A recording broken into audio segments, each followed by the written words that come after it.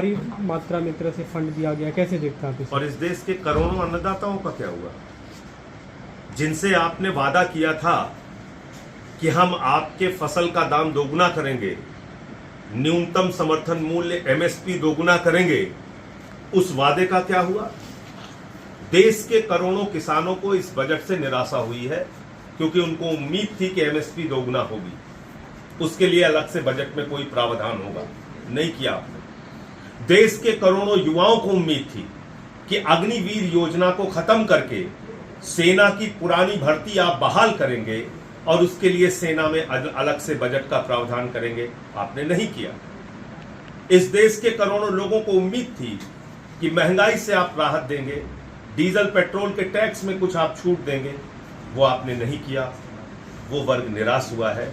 महंगाई पर, बेरोजगारी पर, किसानी पर यह बजट पूरी तरीके से खामोश है। नंबर 1, आगे आ जाते हैं। इस देश के छोटे निवेशक, जिनकी संख्या करीब करीब 10 करोड़ है, जो शेयर बाजार में अपना पैसा लगाते हैं और अपने घर के खर्च को चलाने के लिए वो एक रास्ता चुनते हैं, कुछ कंपनियों के शेयर खरीदते हैं। आपने क्या किया?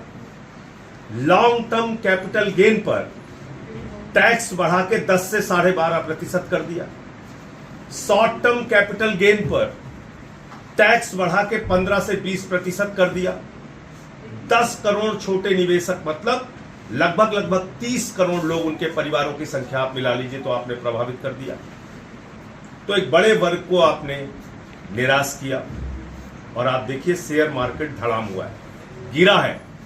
इसका मतलब कि इस बजट से घोर निराशा हुई है शेयर बाजार को भी और आम लोगों को भी। ग्रामीण सड़क योजना को फिर से एक तरह से लोन उसका फेज 4 शुरू किया जा रहा है, उसके लिए फंड का प्रावधान किया गया है।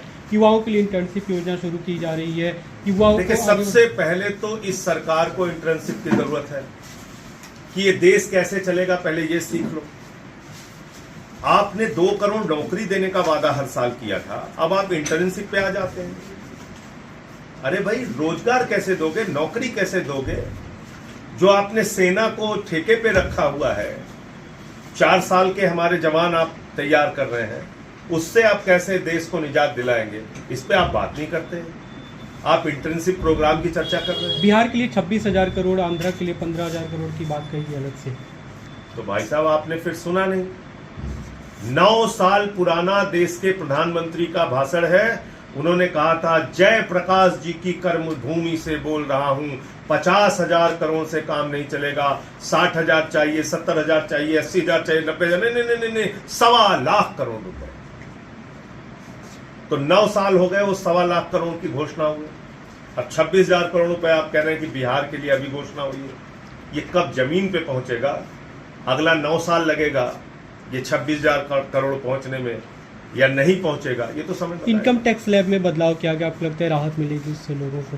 देखिए, जो सबसे बड़ी राहत की उम्मीद थी उसमें तो आपने निराश किया और इसी के कारण शेयर बाजार गिरा है। दिल्ली और पंजाब को कुछ मिला? दिल्ली और पंजाब का मैं अभी डिटेल बजट आएगा, आप देख लीजिएगा। मैं पहले ही बता चुका हूँ 325 करोड़ से ज्यादा दिल्ली को मिलने वाला नहीं है। बाकी डिटेल जब आएगा बजट तो आप देख लीजिएगा।